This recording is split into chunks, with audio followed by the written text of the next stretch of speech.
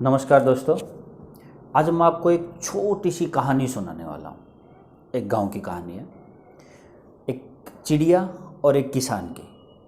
तो एक गांव में एक किसान रहता था और उस गांव के बाहर ही उसका अपना एक खुद का खेत था, छोटा सा।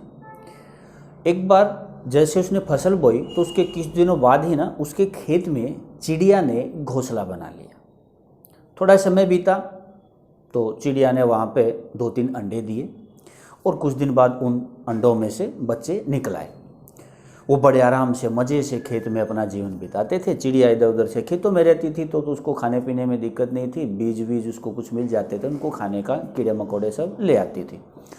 कुछ महीने बाद फसल की कटाई का समय आ गया तो गांव के जितने भी किसान थे सभी अपनी फसल की कटाई में लग गए।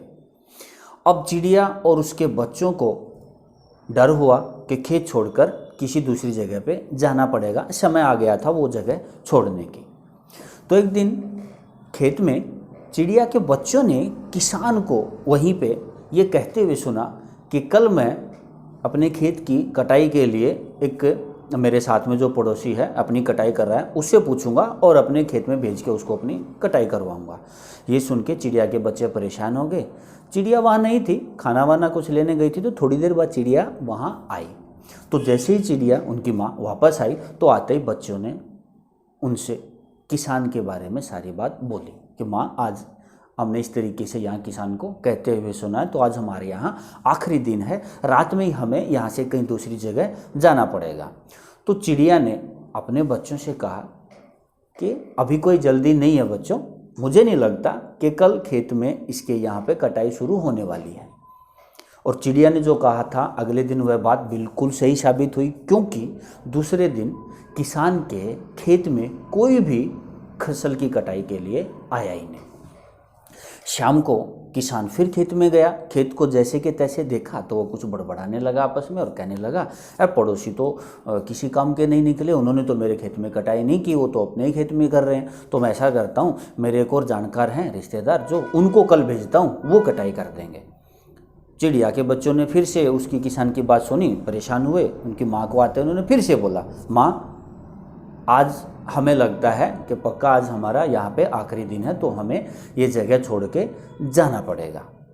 तो कहीं जाने के लिए आज रात को ही सोचिए। तो चिड़िया ने फिर बच्चों को समझाया और कहा कि बेटा तुम चिंता मत करो, बिल्कुल भी यहाँ पे कोई भी कल कटाई के लिए आएगा, मुझे ऐसा नहीं लगता है, इसलिए हमें यहाँ से रात को कहीं भी जाने की ज़रूरत नहीं है। ठीक वैसा ही हुआ। किसान का कोई रिश्तेदार जिसको उन्होंने बोला था अगले दिन खेत में नहीं पहुंचा। चिड़िया के बच्चे हैरान थे, उनकी माँ की सारी बातें बिल्कुल सही साबित हो रही थी, पता नहीं कैसे। तो अगली शाम को किसान फिर खेत में गया देखने के लिए। तो उसने देखा, रे खेत तो ऐसा कैसा है। वो फिर बड़बड़ाने लगा, यार ये लोग तो किसी काम के नहीं निकले, रिश्तेदार भी। अब तो मुझे लगता है कि अपनी फसल की कटाई ना खुद ही करनी पड़ेगी और कोई रास्ता नहीं है, वरना फसल खड़ी खड़ी खराब हो जाएगी।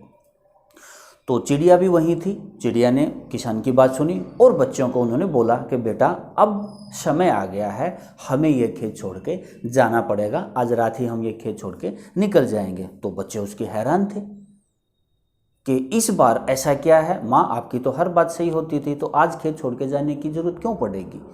तो चिड़िया ने अपने बच्चों को समझाते हुए कहा कि अब तक जितनी 2-3 बार किसान की खेत में कटाई की बात झूठी इसलिए निकली क्योंकि ये दूसरों पर निर्भर रहता था।